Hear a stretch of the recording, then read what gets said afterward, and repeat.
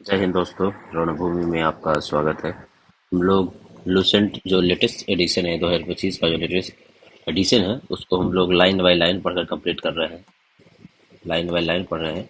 और ये जो अभी लेटेस्ट बिहार में जितने भी एग्जाम हैं, जैसे आप दरोगा कह लीजिए, आप एईडीओ है या सीजीएल है या एसएससी 12th लेवल है, ये जितने भी एग्जाम हैं उस सभी एग्जामों में लूसेंट का बहुत ज़्यादा इम्पोर्टेंस है। और वो तो लूसेंट का जो साइंस पोर्शन है तो बहुत इम्पोर्टेंट है इसका, वो बहुत हेल्पफुल होता है सभी एग्जाम के लिए। तो आज हम लोग केमिस्ट्री से स्टार्ट करने वाले हैं। ये देख सकते हैं कि ये 2025 का लेटेस्ट एडिशन है। और केमिस्ट्री में कितने टॉपिक है वो देख लीजिए। रसायन विज्ञान की बात कर लेते हैं तो लगभग 17 टॉपिक है। तो हम लोग कोशिश करते हैं कि इसको जितना जल्दी कंप्लीट कर दें। तो चलिए बिना किसी देरी का शुरू करते हैं। रसायन विज्ञान पहला क्या है, कहता है कि केमिस्ट्री विज्ञान की वह शाखा है जिसके अंतर्गत पदार्थों के गुण, संगठन, संरचना और उनमें होने वाले परिवर्तनों का अध्ययन किया जाता है। क्या था? परिवर्तनों का अध्ययन किया जाता है।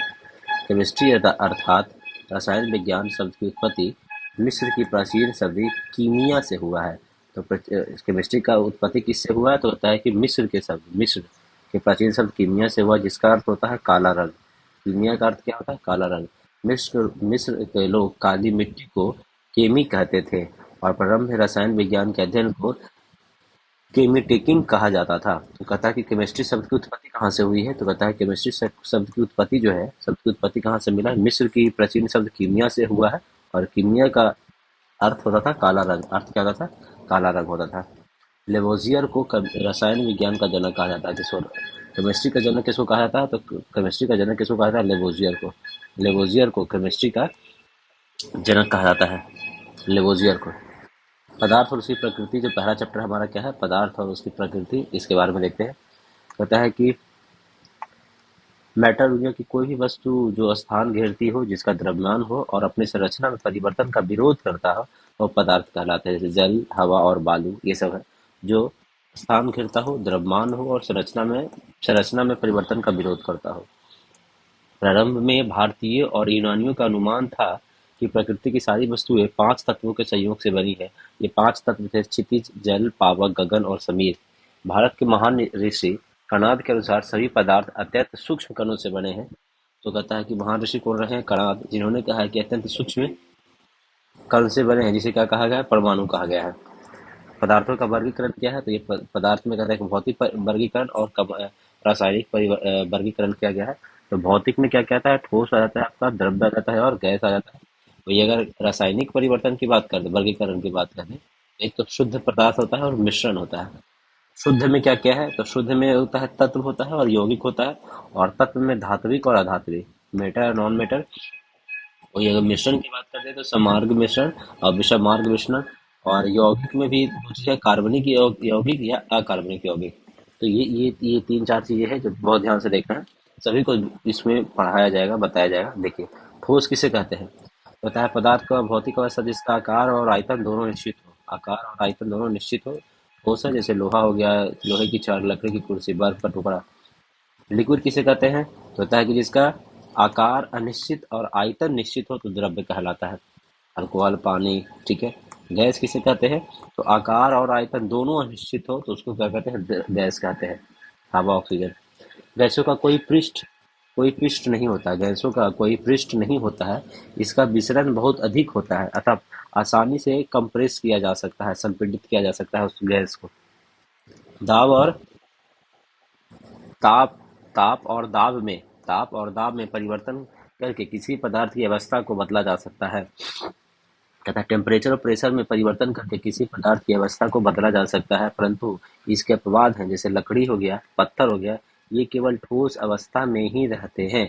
तो कहता है कि आप, मतलब इसका कहने का मतलब था कि पदार्थ की अवस्था को बदला जा सकता है। तो जैसे पदार्थ का मतलब सॉलिड है, उसको गर्म या प्रेशर देके लिक्विड में बनाया जा सकता है। लिक्विड को गैस में किया जा सकता है और गैस को सॉलिड में किया जा सकता है। तो ये कब कर सकते हैं आप? टेम्परेचर और प्रेशर को बढ़ा के, टेम्परेचर और प्रेशर में चेंज करके। लेकिन इसका अपवाद क्या है आपका? है लकड़ी या फिर पत्थर। क्या है? लकड़ी और जो पत्थर है, ये इसके क्या है? अपवाद है। दोनों के अपवाद है। जल तीनों भौतिक अवस्था में रह सकता है, ये इंपॉर्टेंट है। जल है जो कि तीनों भौतिक अवस्था में रह सकता है। पदार्थ की तीनों भौतिक अवस्थाओं को निम्न रूप से साम्य है: ठोस, द्रव्य और गैस। उदाहरण जल है। पदार्थ की चौथी अवस्था प्लाज्मा व पांचवी अवस्था बोस आइंस्टीन कंडेंसेट है। पदार्थ की चौथी अवस्था का नाम क्या है? प्लाज्मा। चौथी अवस्था क्या है? प्लाज्मा है। और पांचवी अवस्था का नाम क्या है? बोस आइंस्टीन कंडेंसेट है। बोस आइंस्टीन कंडेंसेट है। एक मिनट। तो चौथी चौथी अवस्था के बारे में आपको पता चल गया, प्लाज्मा। और पांचवी अवस्था बोस आइंस्टीन कंडेंसेट है। एलिमेंट क्या होता है वो समझिए।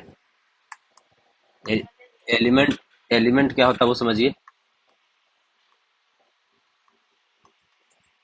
एलिमेंट तत्व वह शुद्ध पदार्थ है जिसे किसी भी ज्ञात भौतिक एवं रासायनिक विधियों से न तो दो या दो से अधिक पदार्थों में विभाजित किया जा सकता है और न ही अन्य सरल पदार्थों के योग से बनाया जा सकता है। तो मतलब कि वो सबसे छोटी इकाई है, सबसे छोटी और सबसे शुद्ध पदार्थ है। तत्व क्या है? सबसे शुद्ध, जिसमें और कोई मतलब रासायनिक विधियों से न तो अलग किया जा सकता है, न ही उसको विभाजित किया जा सकता है। तो उसकी बात कह रहा है। तो वो क्या चीज से बना हुआ है? मतलब ना ही अन्य सरल पदार्थों के योग से बनाया जा सकता है। जैसे सोना हो गया, चांदी हो गया, ऑक्सीजन हो गया। अब सोना, चांदी, ऑक्सीजन ये सब सबसे सरल पदार्थ के बनाया गया है। अभी तक 118 तत्व ज्ञात है जिसमें केवल 92 प्राकृतिक रूप में पाए जाते हैं। खोजा गया अंतिम तत्व क्या नाम का है? कि अनुसेप्टियम। अनुसेप्टियम अंतिम जो खोजा गया उसका नाम क्या है? अनुसेप्टियम। तो इतना सब समझिए कि टोटल लगभग ज्ञात कितना है? 198 टोटल है, जिसमें 92 प्राकृतिक रूप में पाया जाता है। कितना पाया जाता है? 92। 92 क्या है? प्राकृतिक रूप से पाया जाता है।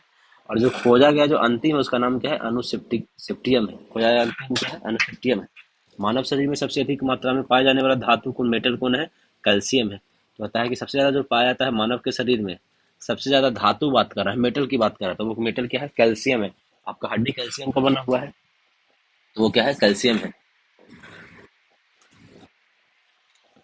मतलब ये शरीर के कुछ कुल द्रव्यमान का वो 1.4% होता है। कुल द्रव्यमान में कितना है? लगभग कैल्शियम 1.4% है। तो 1.4% कुल शरीर के कुल द्रव्यमान का होता है। यहाँ पे कुछ कुछ पृथ्वी पर पाए जाने वाले प्रमुख तत्व उनके प्रतिशत है। तो सबसे ज्यादा क्या पृथ्वी पर पाया जाता है? तो ऑक्सीजन सबसे ज्यादा पाया जाता है। पृथ्वी पर अगर बात कर दिया जाए, पृथ्वी पर पाए जाने वाला में ऑक्सीजन क्या है? सबसे ज्यादा है। 46% है ऑक्सीजन। उसके बाद सिलिकॉन है 27%। उसके बाद क्या है? सिलिकॉन 27% है। फिर एल्युमिनियम है 8%। लोहा है, कैल्शियम है, कुल मिलाकर 99.14%। तक को ये याद रखिए, तीन चार। सबसे ज्यादा क्या है? ऑक्सीजन, फिर सिलिकॉन, फिर एल्युमिनियम और फिर लोहा। ऑक्सीजन, सिलिकॉन, एल्युमिनियम और लोहा। कंपाउंड होता है वह शुद्ध पदार्थ जो रासायनिक रूप से दो या दो से अधिक तत्वों से निश्चित अनुपात में रासायनिक संयोग से बने हैं, यौगिक कहलाते हैं। वो क्या कहलाते हैं? यौगिक कहलाते हैं। जैसे आपका जल हो गया। जल है ऑक्सीजन और हाइड्रोजन से मिलकर बना हुआ है। इसमें ऑक्सीजन जलने में सहायता करता है और हाइड्रोजन खुद जलता है। तो जो जल है वो ऑक्सीजन और हाइड्रोजन से मिलकर बना है। इसमें ऑक्सीजन है वो जलने में सहायक होता है, ऑक्सीजन होता है जलने में सहायक होता है, और हाइड्रोजन खुद जलता है। लेकिन दोनों को यौगिक को मिलाकर जल को बुझा देता है। समझ रहे हैं? ये बहुत वो बताया कि ऐसे दो तत्व से मिलकर है वो तीसरा नया तत्व बनाता है। जैसे कि इसके बारे में बोला है कि ऑक्सीजन है वो क्या करता है कि आग लगाने में, जलने में सहायक होता है। अगर बिना ऑक्सीजन का जल नहीं सकता है। और हाइड्रोजन है कि खुद ही ज्वलनशील है, ये खुद ही जलता है। लेकिन जब ये दोनों को मिला दिया जाता है एक निश्चित अनुपात में, जैसे कि H2O में, तो ये क्या था? ये पानी बन जाता है जो कि आग को बुझाने का काम करता है। तो ये उसी की बात कहा जा रहा था। तो मानव शरीर में यौगिक के क्रम क्या है? तो सबसे ज्यादा क्या है? H2O, फिर प्रोटीन, वसा और कार्बोहाइड्रेट्स। तो शरीर में क्या क्या है? मानव के शरीर में सबसे ज्यादा क्या है? तो पहले H2O है, फिर प्रोटीन है, फिर फैट है और कार्बोहाइड्रेट है। H2O, प्रोटीन, फैट और कार्बोहाइड्रेट्स है। ठीक है।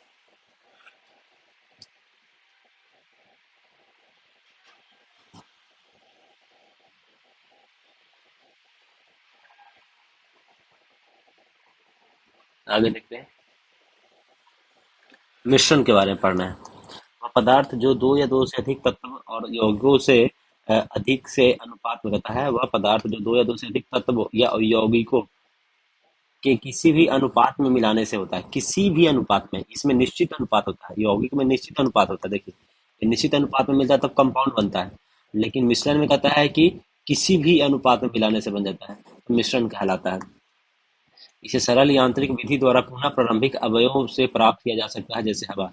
इसे सरल यांत्रिक विधि द्वारा पुनः प्रारंभिक अवयवों में प्राप्त किया जा सकता है। जैसे कि होमोजीनियस मिक्सचर क्या होता है कि कहता है निश्चित अनुपात में अवयवों को मिलाने से सन्मार्ग मिश्रण का निर्माण होता है। इसके प्रत्येक भाग को गुण धर्म एक समान होते हैं, जैसे चीनी या नमक का जलीय विलयन और हवा का। कहता है विषम मार्ग में, कहता है हेट्रोजीनियस मिक्सचर में क्या होता है, विषम मार्ग का अनिश्चित अनुपात में अवयवों को मिलाने से विषम मार्ग का निर्माण होता है। इसके प्रत्येक भाग के गुण व उनके संघटक भिन्न भिन्न होते हैं, जैसे बारूद हो गया, कुहासा हो गया इत्यादि। इसमें कहता है कि वो अलग अलग मार्ग से मिला के बनाया हुआ है। जब किसी मिश्रण में पानी मिलाने पर इसका भारी घटक अवक्षित हो जाता है, जब इसका मतलब क्या पूछ रहा है, जब किसी मिश्रण में पानी मिलाने पर इसका भारी घटक अपक्षेपित हो जाता है, इस प्रक्रिया को अपसादन कहा जाता है, सेडिमेंटेशन कहा जाता है। सेडिमेंटेशन कहता है जब किसी मिश्रण में पानी मिलाने पर इसका भारी घटक क्या होता है, अपक्षेपित मतलब बैठ जाता है। कहता है कि मिश्रण को पानी मिलाने पर, कोई मिश्रण है उसको हम पानी मिलाते हैं तो जो भारी जो घटक है वो क्या होता है, नीचे बैठ जाता है। तो इसी को क्या कहा जाता है, सेडिमेंटेशन कहा जाता है। ठीक है, तो आप ये देख लिए कि पृथ्वी पर सबसे ज्यादा क्या पाया जाता है, ऑक्सीजन। पृथ्वी पर सबसे ज्यादा क्या पाया जाता है, ऑक्सीजन। और शरीर के मानव में औसत मात्रा में क्या है, इसमें भी क्या है, ऑक्सीजन है। समझ गए। तो शरीर के तत्वों में औसत मात्रा क्या है, तो ऑक्सीजन है इसमें। 65% ऑक्सीजन है, फिर उसके बाद कार्बन है, फिर हाइड्रोजन है। ठीक है, ऑक्सीजन फिर कार्बन फिर हाइड्रोजन है। मिश्रण को अलग करने वाली कुछ विधियां हैं, कैसे कैसे हम मिश्रण को अलग कर सकते हैं वो समझिए। मिश्रण को अलग करने की कुछ कुछ विधि दिया हुआ है। तो पहला विधि में क्या है, कहता है कि क्रिस्टलाइजेशन। क्रिस्टलाइजेशन रवाकर कहते हैं। तथा इस विधि के द्वारा अकार्बनिक ठोस मिश्रण को अलग कर किया जाता है। इस विधि में अशुद्ध ठोस मिश्रण को उचित विलायक सॉल्वेंट के साथ मिलाकर गर्म किया जाता है तथा गर्म अवस्था में कीप द्वारा छान लिया जाता है। गर्म अवस्था में कीप द्वारा छान लिया जाता है और छानने के बाद विलयन को कम ताप पर धीरे धीरे ठंडा किया जाता है। कहता है विलयन को कम ताप पर धीरे धीरे ठंडा किया जाता है। ठंडा होने पर शुद्ध पदार्थ क्रिस्टल के रूप में विलयन से पृथक हो जाता है। ठंडा होने पर क्या बोल रहा है, इसमें क्या पूछ रहा है कि ठंडा होने पर शुद्ध पदार्थ विलयन से पृथक हो जाता है।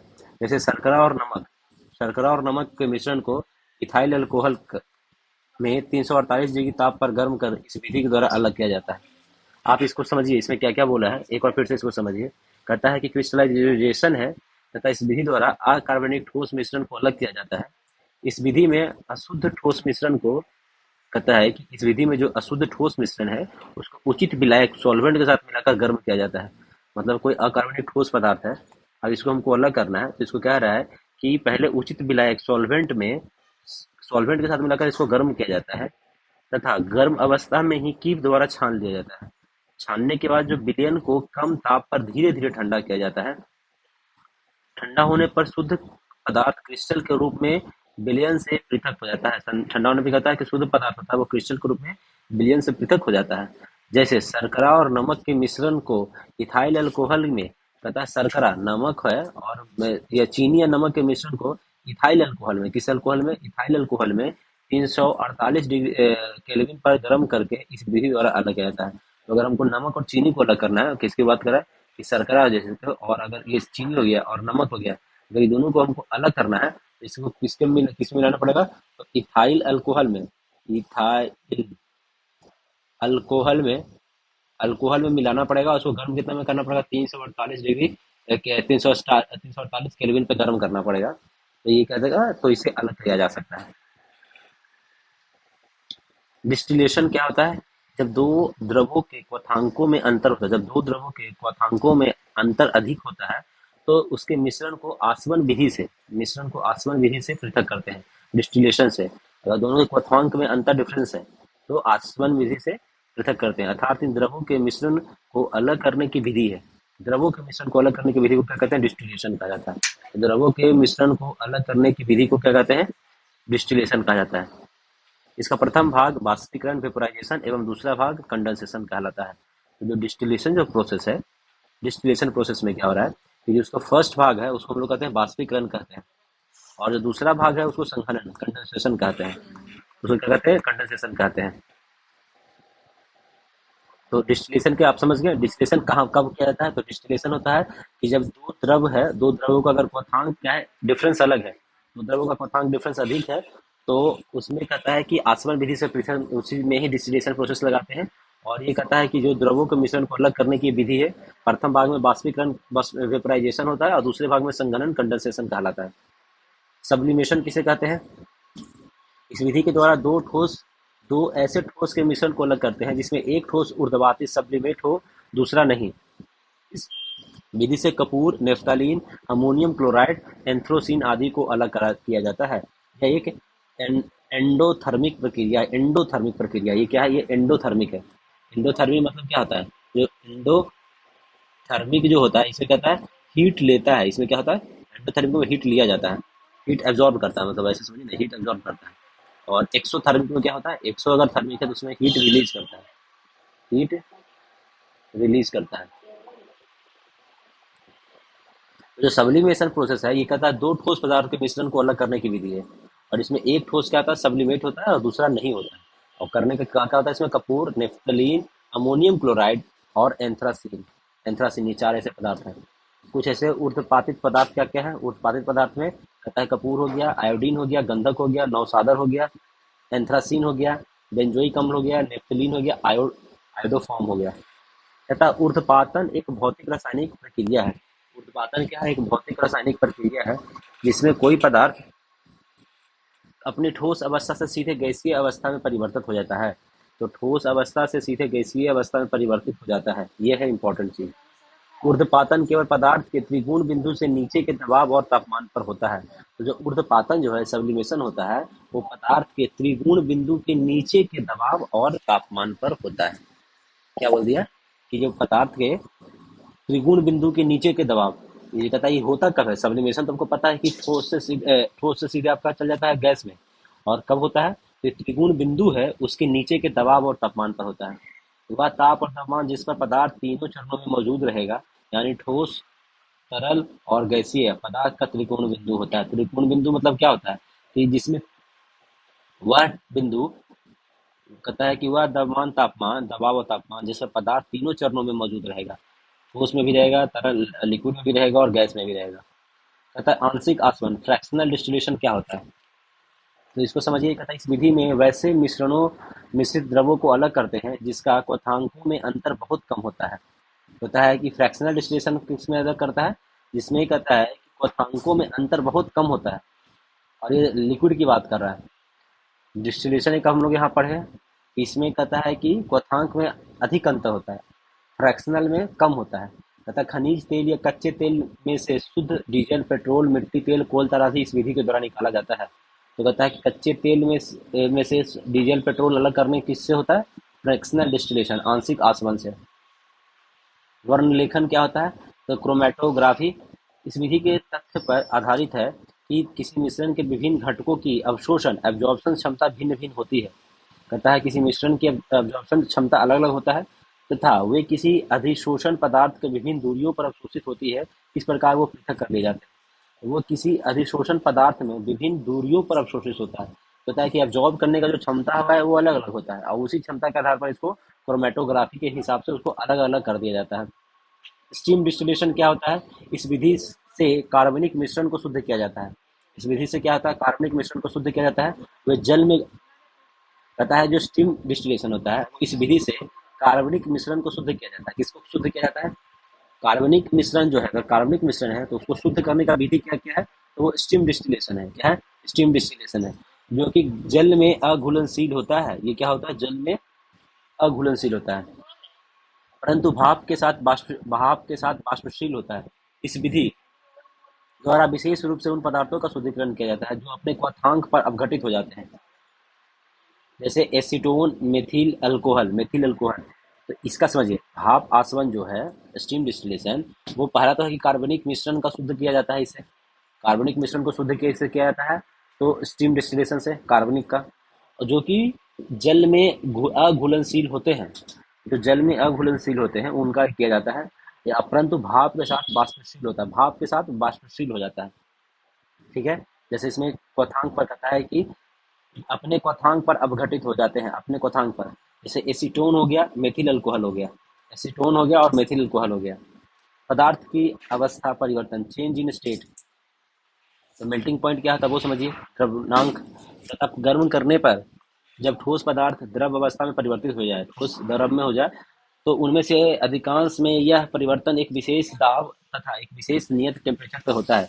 एक विशेष दाब और एक विशेष नियत टेम्परेचर पर होता है, परंतु यह नियत ताप विद्युत वस्तु का क्वथनांक मेल्टिंग पॉइंट कहलाता है। यही नियत, जब पदार्थ गलता रहता है तो तब तक ताप स्थिर रहता है। यदि विशेष दाब नियत रहे तो अगर कोई प्रेशर वैसा बना कर रखिएगा तो वो गलता रहेगा। फ्रीजिंग पॉइंट हिमांक क्या होता है किसी विशेष दाब पर वह नियत ताप जिस पर कोई कोई द्रव्य जमता है, हिमांक कहलाता है। तो हिम बर्फ मतलब जमना शुरू हो जाए उसको हिमांक कहा जाता है। कोई द्रव्य अगर जमता है तो उसको हिमांक कहा जाता है। सामान्यतः पदार्थ का द्रव्यमानक और हिमांक का मान बराबर होता है। पदार्थ का द्रव्यमान जिसपे गलना है, ठोस पदार्थ द्रव में परिवर्तित होता है। ठीक है, कोई ठोस द्रव में परिवर्तित होता है और कोई द्रव ठोस में बनने लगता है, जमने लगता है, तो कहता है कि द्रव्यमानक और हिमांक का मान बराबर होता है। सामान्यतः पदार्थ का जो द्रव्यमानक है गलने का और हिमांक जमने का, दोनों का मान क्या होता है, बराबर होता है। जैसे बर्फ का द्रव्यमानक और हिमांक 0 डिग्री है, तो बर्फ जो है अगर उसका द्रव्यमानक की बात करें कि वो जमता किस पे है, तो बर्फ का द्रव्यमानक होता है और उसका हिमांक कितना है, तो वो हिमांक वो बर्फ बना शुरू होता है 0 डिग्री पे बनने शुरू हो जाता है। और बर्फ का द्रव्यमानक कितना है कि, और अब देखिए ऐसा इसका आप कंफ्यूज मत होइएगा। 3 स्टेट होता है आपका, एक पानी है, ठीक है, और ये बर्फ है। तो कह रहा है कि बर्फ का द्रव्यमानक, बर्फ है वो, ये गलना शुरू होता है, तो ये गलना होता है बोला 0 डिग्री पे। और अगर मतलब क्या हो रहा है कि 0 डिग्री से बढ़ना शुरू होता है, 1 डिग्री 2 डिग्री 3 डिग्री, जितना डिग्री से बढ़ना शुरू होता है उतना जल्दी होगा। लेकिन गलना शुरू कब से हो जाता है, 0 डिग्री पे ही तो गलना शुरू होता है। आप सोचिए कि इसको अभी मान लीजिए रूम टेम्परेचर कितना है, 25 डिग्री है, इसमें भी गलेगा। तो जो 0 डिग्री में गलना शुरू होगा और जो 25 डिग्री में गलेगा इसमें ज़्यादा तेजी से गलेगा। और ये अगर हम 100 डिग्री कर देते हैं, 100 डिग्री सेल्सियस करते हैं, तो तुरंत दम क्या हो जाएगा, पानी बन जाएगा, दम तुरंत पानी बन जाएगा 1 सेकंड में, मतलब कि 2-4 सेकंड में। 0 डिग्री पे माने कि हमारे पास ये बर्फ का टुकड़ा है, ये क्या है, हमारे पास बर्फ का टुकड़ा है। अगर ये अभी क्या है, बर्फ है, अगर ये 0 डिग्री से कम है, मान लें कि -5 डिग्री सेल्सियस है, -10 डिग्री सेल्सियस है, बर्फ रहेगा। लेकिन जैसे 0 डिग्री पे आएगा ये गलना शुरू हो जाएगा। अब मान लीजिए कि हम 0 डिग्री ही रख रहे हैं, तो हो सकता है कि ये 1 घंटा में गल जाएगा। कितना घंटा में, 1 घंटा में। अगर उसको 25 डिग्री सेल्सियस कर देते हैं तो वो कितना देरी में घंटे गलेगा, मान लीजिए कि 15 मिनट में, 15 मिनट में गलेगा। वही अगर हम 100 डिग्री सेल्सियस करते हैं तो वो कितना मिनट में, अगर माने कि 1 मिनट में गल जाएगा। तो गलना स्टार्ट कब से हुआ, 0 डिग्री पे। कितना डिग्री पे, 0 डिग्री पे। और वही अगर हमारे पास क्या है, पानी है, और पानी को हम लोग ठंडा, अभी पानी का टेम्परेचर कितना था, हमारे 25 डिग्री पर पानी रखे हुए हैं, तो क्या है, पानी बना हुआ है। लेकिन इसको टेम्परेचर कम करते जा रहा है, कम करते जा रहा है। पहले लाए 25 से लाए 20, फिर लाए 15, फिर लाए 5, फिर 10, 0। आप कितना टेम्परेचर लेकर इसको 0 डिग्री लाए। तो 0 डिग्री पे क्या होता है, आप जो फ्रीज है, आप फ्रीज में जो आप फ्रीज जो यूज करते हैं उसमें क्या होता है कि 0 डिग्री जैसे ही करते हैं तो क्या था कि ये बर्फ जनन जमना शुरू होता है। अब 0 से जैसे ही -1, -2, तो 0 डिग्री पे मान लिया कि एक बर्फ, हमारे बोतल में बर्फ रखा हुआ, पानी रखा हुआ है बोतल में, ये जमेगा। अगर 0 डिग्री पे लेंगे तो इसको जमने में मान लिया कि 1 घंटा लग रहा है, मान लेते हैं। अगर इसी को हम 0 डिग्री को कर देते हैं, -5 डिग्री कर देते हैं, तो हो सकता है 1 घंटा की जगह पे कितना मिनट लगेगा, 15 मिनट लगेगा। हो सकता है इसको -10 डिग्री टेम्परेचर कर दिए, तो हो सकता है कि 1 मिनट में ही तुरंत बर्फ जम जाएगा। तो ये चेंज कहाँ पे हो रहा है, आप देखिए चेंज दोनों तरफ से जो चेंज हो रहा है वो 0 डिग्री पे ही हो रहा है। तो चाहे वो पानी का बर्फ जमना, चाहे बर्फ का पानी बनना, समझ रहे हैं, पानी का, यहाँ पे देखिए पानी, यहाँ पे बर्फ है, यहाँ पे बीच में क्या 0 डिग्री है। तो बता कि पानी का अगर हमको बर्फ बनाने के लिए 0 डिग्री पे लेके जाने पे, तो क्या होगा कि वो बर्फ बनना शुरू होगा। और अगर बर्फ है हमारे पास और उसको हमको क्या करना है कि बर्फ को हमको क्या करना है कि पानी बनाना है, तो वो भी 0 डिग्री से ही होता है। ये बहुत इंपॉर्टेंट चीज, लोग इस चीज को समझ नहीं पाते हैं। तो ये दोनों जो चेंज स्टार्ट कहाँ से हो रहा है, तो चाहे वो द्रवनांक, ये इधर से बर्फ पानी बन रहा है उसको द्रवनांक कहेंगे, द्रवनांक। और अगर पानी है उसको बर्फ बनेगा, उसको कहते हैं हिमांक। और क्या कहते हैं उसको, हिमांक कहते हैं। वो कितना 0 डिग्री है, तो 0 डिग्री सेल्सियस पे ही ये चीजें होता है। समझ गए, आगे चलिए देखते हैं।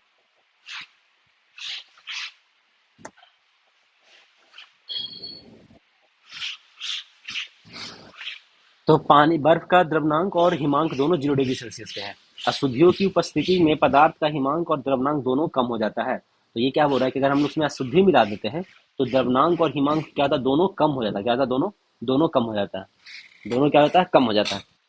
द्रव्यनांक पर दाब का प्रभाव। अब हम लोग द्रव्यनांक की है मतलब कि बर्फ पे अगर हम उसको प्रेशर देंगे तो प्रेशर का देखिए बर्फ पे अगर प्रेशर बढ़ा रहे हैं तो क्या डिफरेंस होगा। तो उन पदार्थों के द्रव्यनांक क्या होते हैं, द्रव्यनांक द्रव्यनांक दाब बढ़ाने से बढ़ जाते हैं। मतलब पदार्थों का जो द्रव्यनांक है दाब बढ़ाने से बढ़ जाते हैं जिसका आयतन गलने पर बढ़ जाता है, जिसमें मोम तांबा आदि है। ठीक है।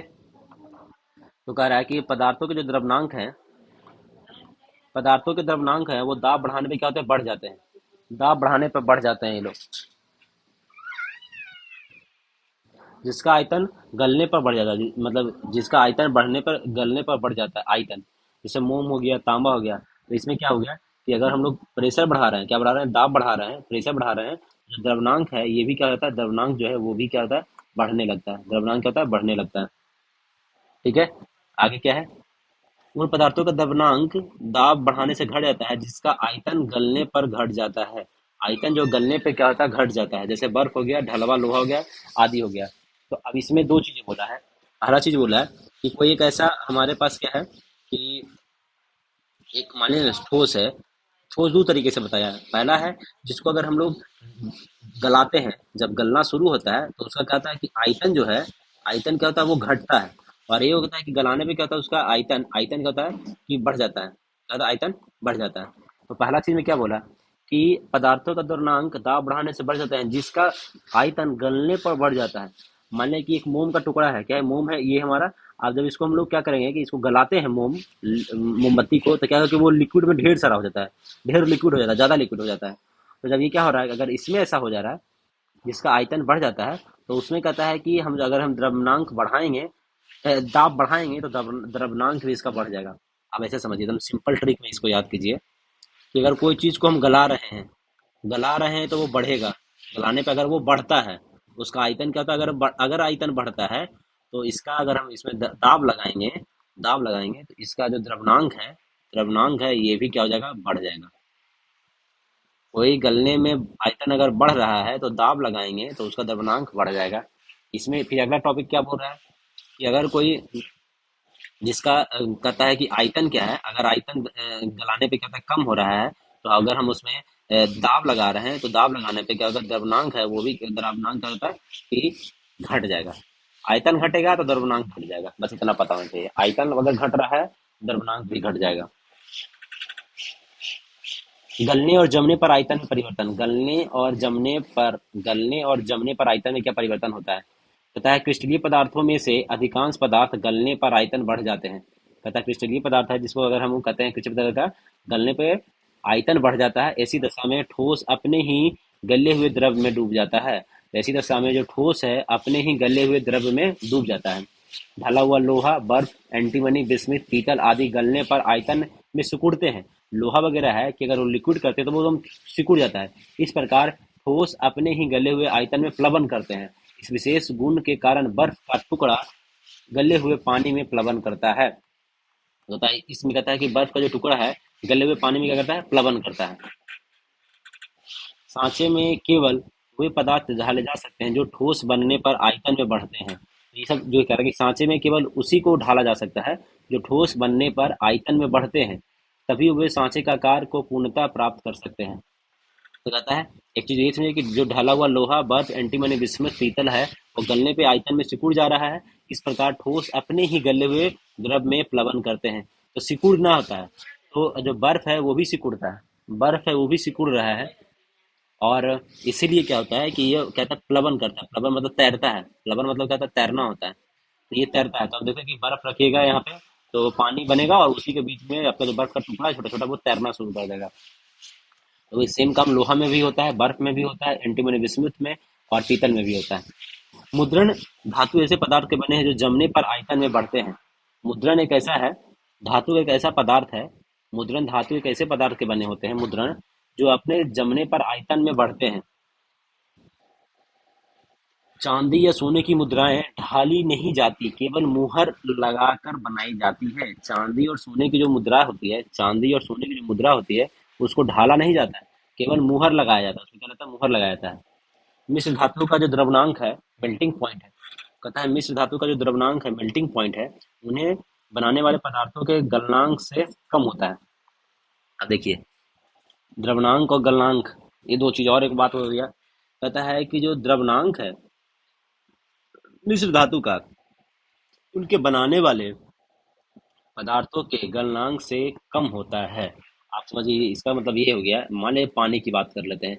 पानी में क्या है आपका कि, नहीं पानी, हाँ चलिए ठीक है, मिश्र धातु इसमें भी बोल सकते हैं। तो एक में हाइड्रोजन है और एक में और ऑक्सीजन, दो पार्ट है। तो कह रहा है कि अगर इन पदार्थों का जो गलनांक है, मान लीजिए कि इसका गलनांक है, मान लेते हैं कि हाइपोथेटिकल 100 डिग्री सेल्सियस है, और इसका गलनांक कितना है, तो इसका मान लेते हैं कि 150 डिग्री सेल्सियस का गलनांक है। तो ये दोनों का जो गलनांक है, तो ये आपका जो मिश्र धातु जो बना है, माने मिश्र धातु की बात कर रहे थे, ये तो होगा नहीं भाई, मेटल में तो आता नहीं ये सब, लेकिन फिर भी एक हम हाइपोथेटिकल एग्जांपल ले लिए हैं। तो ये दोनों का जो गलनांक है, उससे ये कमी होगा, ये माने कि ये 80 डिग्री सेल्सियस ही होगा।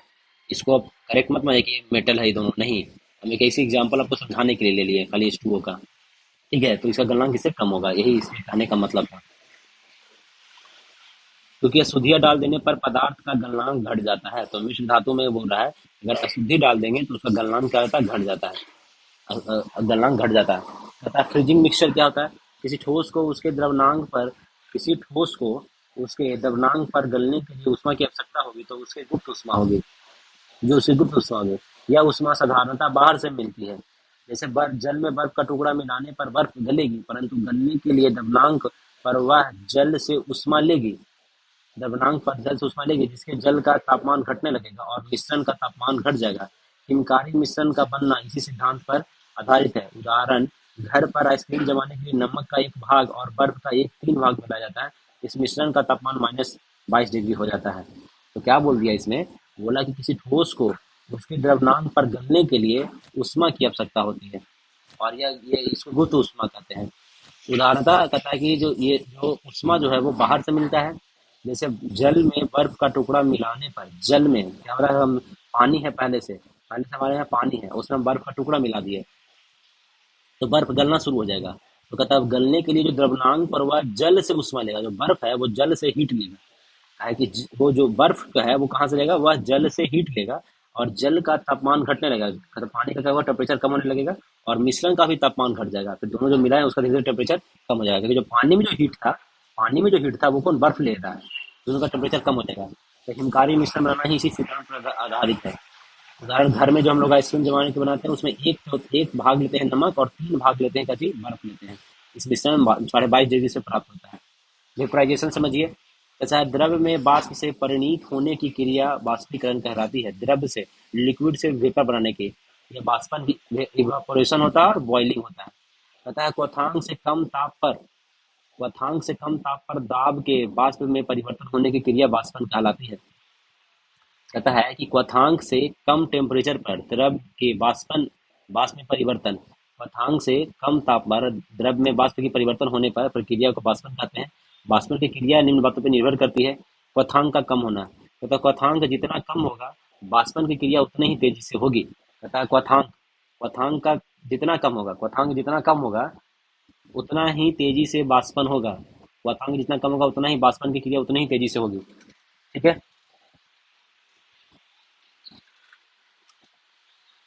हम्म। क्वथांक मतलब समझिए कि द्रव का तापमान क्या होता है, तो द्रव का ताप अधिक होने पर वाष्पन अधिक होगा। अगर द्रव का तापमान अधिक होगा तो वाष्पन अधिक तेजी से होगा। मतलब कहता है कि इसका मतलब समझे ना कि लिक्विड है, एक हमारे पास वाटर है, पानी है। अगर पानी का टेम्परेचर समझिए कि 2 डिग्री सेल्सियस पे पानी ठंडा है, तो इसको 2 डिग्री से फिर कहता है उसको वेपराइज करने के लिए, आपको पता है कि पानी को जो बर्फ है उसको वेपराइज करने के लिए ज़्यादा टाइम लगेगा।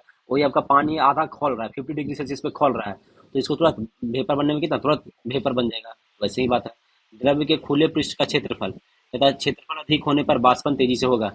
आप कहता है कि अगर खुला बर्फ मतलब कि पानी है वो इतना बड़ा में वो कर रहे हैं, पानी को गर्म कहाँ कर रहे हैं, एक इतना बड़ा वेसल है, एक बर्तन है, इसमें पानी गर्म कर रहे हैं। और एक क्या है कि एक छोटा सा, एक ऐसा सा, एक एकदम पतला सा पानी है, इसमें गर्म कर रहे हैं। इसको वेपर होके निकलने में बहुत कम ज्यादा टाइम लगेगा। और ये है कि इसमें तुरंत गर्म, नीचे आग लगाइए तुरंत पानी भाप भाप बन जाएगा।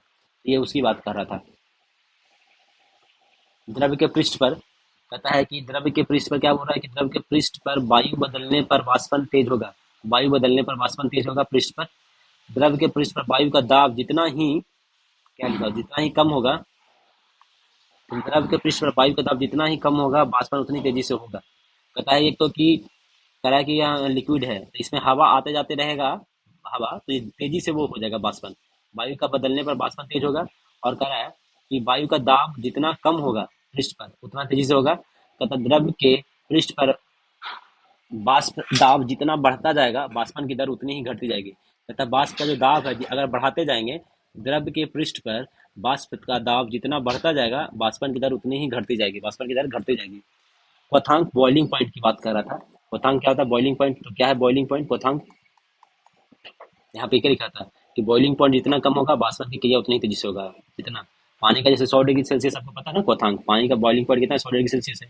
तो ये हो गया। कुछ कुछ का जैसे कि हम लोग नाइक्रोम का वायर जो लगाता है, नाइक्रोम जो लगाता है आपका, या टंगस्टन लगा होता है, तो ये सब क्या होता है, टंगस्टन नाइक्रोम जो लगा होता है, ये सब का बॉइलिंग पॉइंट बहुत ज़्यादा 1500 डिग्री सेल्सियस होता है, 2500 डिग्री सेल्सियस होता है। तो इसको वेपराइज होने में भी ज़्यादा टाइम लगता है। कहता है कि दाब के लिए किसी हुए नियत मान के लिए वह नियत ताप जिस पर कोई द्रव उबलकर द्रव अवस्था से वाष्प की अवस्था में परिणत हो जाए तो वह नियत ताप द्रव द्रव का क्वथांक कहलाता है। दाब बढ़ाने पर द्रव का क्वथांक बढ़ जाता है, प्रेशर बढ़ाएंगे तो उसका क्वथांक बढ़ जाएगा, और दाब घटने पर द्रव का क्वथांक घट जाएगा। घुलनशील अशुद्धियों मिलाने पर भी द्रव का क्वथांक बढ़ जाता है। अगर कुछ हम लोग अशुद्धि मिलाते हैं तो कहता है कि बॉइलिंग पॉइंट कहता है बढ़ जाता है। तो आप याद कीजिए, कहता है कि पानी का क्वथनांक कितना है, 100 डिग्री। इथेनॉल का 78.3 डिग्री है, इथेनॉल का कितना है, 78.3 है। क्लोरोफॉर्म का 62 डिग्री है, और एसीटोन का 46 डिग्री सेल्सियस है।